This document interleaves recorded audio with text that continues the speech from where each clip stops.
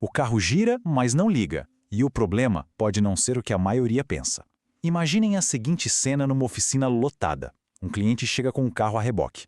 A bateria está perfeita, o painel acende normal, mas o motor simplesmente recusa a pegar. O cliente está olhando, a pressão sobe. Hoje, nesta nossa análise técnica, vamos destrinchar esse mistério clássico e entender o que realmente acontece por trás desse sintoma na bancada. Diante desse sintoma, surge aquela pergunta clássica. O carro gira, mas não liga.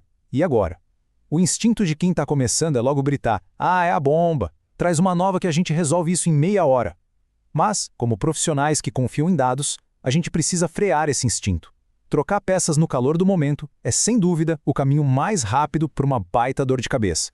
E aqui já vai o nosso primeiro alerta de mecânico. Trocar a bomba sem testar é um verdadeiro crime na oficina. Pular para conclusões sem analisar os dados leva a um diagnóstico inicial completamente errado.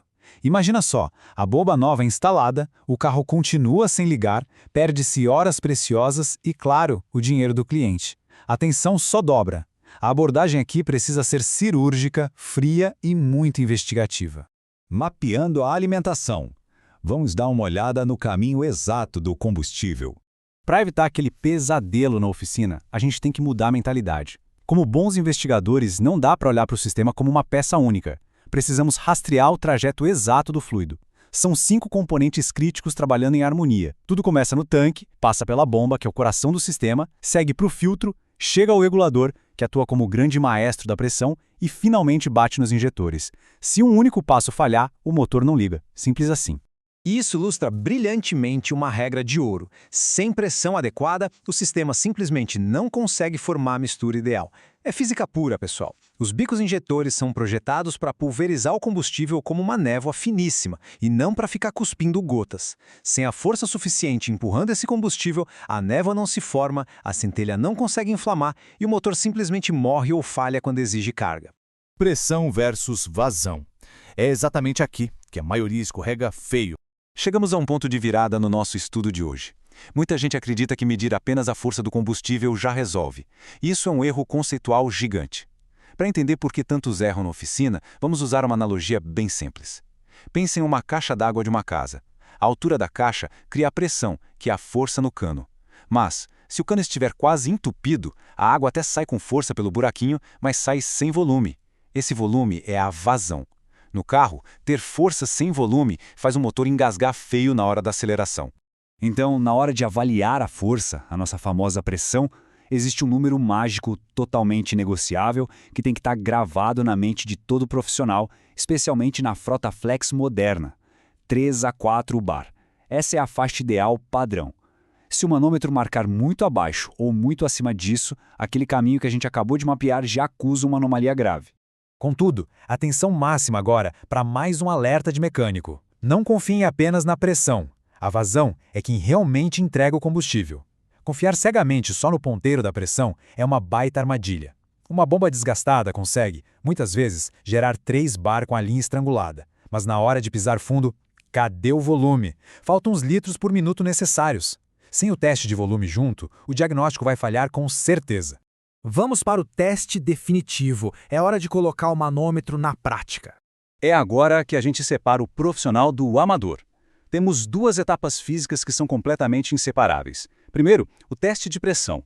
Engata-se o manômetro com toda a segurança, motor ligado, e o foco é verificar se o ponteiro se mantém firme lá entre 3 e 4 bar durante as acelerações. Segundo, o teste de vazão. Desvia-se o fluxo para uma proveta, buscando algo em torno de 1 litro a 1,5 litro por minuto. Só com esses 2 dados na mão é que dá para julgar a saúde real da bomba. Voltando àquele carro do início, da oficina lotada, a gente faz o teste completo e olha que descoberta fascinante e dramática. A bomba tinha pressão e vazão perfeitas. A peça estava intacta. Sabe quem era o vilão real? O regulador de pressão. Ele simplesmente não retinha o combustível na flauta, deixando tudo retornar para o tanque sem criar nenhuma resistência. Imagina só, uma bomba trocada no chute deixaria o defeito ali rindo da nossa cara. O regulador é um componente vital e que, infelizmente, é negligenciado o tempo todo. Olha só como ele falha. Se ele trava aberto, gera pressão baixa, a mistura fica pobre, o motor sofre de manhã e começa a dar estouros. Agora, se ele trava fechado, o sistema gera uma pressão alta absurda. O resultado? O motor inunda de combustível, o consumo vai para as nuvens, as velas ficam carbonizadas na hora e aquele cheiro forte no escapamento fica insuportável. É um componente que exige muito respeito na hora da análise. Diagnóstico de mestre. Vamos detalhar esse método infalível. Para não cair mais em armadilhas, a regra é padronizar o processo rigorosamente. Passo 1, verificar a pressão. Passo 2, testar a vazão. Passo 3, analisar o regulador. E atenção extrema ao passo 4, conferir a alimentação elétrica. Esse é o erro oculto que pega muita gente. Um fio oxidado, um aterramento deficiente ou um relé derretendo faz uma bomba perfeitamente boa perder toda a força. Condenar peças mecânicas por causa de um chicote elétrico é um erro fatal. Aplicando esse método certinho, a gente conecta a teoria aos grandes inimigos do dia a dia da frota flex. Sabe aquela temida borra do combustível adulterado que causa entupimento severo nos bicos? Ou desgaste prematuro da bomba pelo péssimo hábito de andar sempre na reserva? E claro, o etanol de má qualidade, que corrói o sistema e mata as partidas a frio se a pressão não estiver cirúrgica. Um bom método desvenda todos esses vilões rapidinho. Tudo isso nos traz ao grande lema da nossa profissão. Diagnóstico sem medição é chute. Profissional usa dados. Em um ambiente técnico de alto nível, achismos não têm espaço. A engenharia do carro responde a leis físicas e elétricas exatas. Medir, anotar e comparar com o manual de serviço é exatamente o que garante o sucesso do reparo e a confiança em quem está fazendo o serviço. E essa é a outra verdade inegociável no mundo automotivo. Peça não resolve o problema, diagnóstico resolve. Uma caixa cheia de peças novas em cima da bancada não significa absolutamente nada se não tiver cérebro por trás da instalação. Entender o porquê de uma falha acontecer é infinitamente mais valioso do que ficar atirando peças no veículo. A inteligência e o raciocínio clínico são, de longe, as ferramentas mais caras da oficina. Com todo esse conhecimento alinhado, como a gente vai aplicar esses dados no próximo carro que chega rebocado na oficina? Daqui para frente, a intuição fica em segundo plano.